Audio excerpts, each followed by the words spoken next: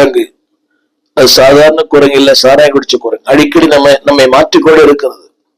ஒரு நாள் ஒரு மாதிரியான வாழ்க்கை, இன்னொரு நாள் இன்னொரு மாதிரியான வாழ்க்கை.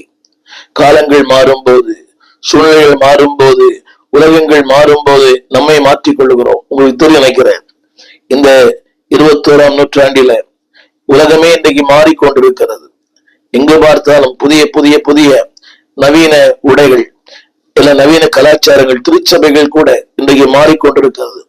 அன்றைக்கு இருந்த பக்தி, அந்த நீதி, உடை, அலங்காரங்கள் இன்றைக்கு எல்லாம் மாறிக்கொண்டிருக்கிறது. அதற்கேற்ற போல விசுவாச போதனைகள், போதிக்கிறவரே வித்தியாசமா இருக்கிறார்.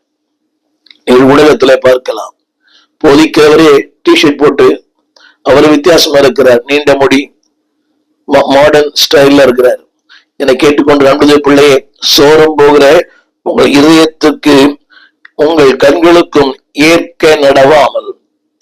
நம்புதே பிள்ளையே, is a cunning trick played by the devil in the presence of God. பல நேரங்களிலே இது நம்மை தேவ சமூகத்திலேயே நம்மை ஏமாற்றுகிறது. அநேகரை பார்க்கிறேன், திருச்சபைக்கு அநேகர் திருவிழா எடுத்த பிறகு குடிக்கிறார்கள், ஒரு உணர்வே இல்லை. காலை திருச்சபைக்கு வருகிறார்கள், திருவிழா எடுக்கிறார்கள், மாலையிலே களியாட்டம், சினிமா தியேட்டர், கேளிக்கை, நண்பரோட உல்லாசம். எத்தனை பெரிய மோசமான வாழ்க்கை. வேதம் சொல்லுகிறது, உங்கள் இதயத்திற்கும் உங்கள் கண்களுக்கும் ஏற்க நடவாமல்.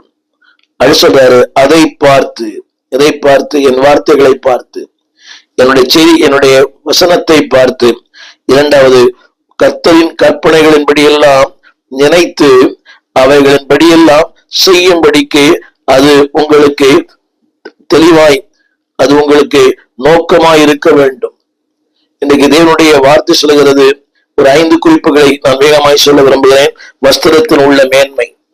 அந்த வஸ்திரத்தில் என்ன மேன்மை இருக்குன்னு சொன்னால், வேதம் சொல்லுகிறது, அன்பானவர்களே, வஸ்திரம் என்று சொல்லுவது அதிகாரம். இதைத்தான் 1 சாமுவேல் 15ஆம் அதிகாரம் 27ஆம் வசனத்தில் வாசிக்கிறோம்.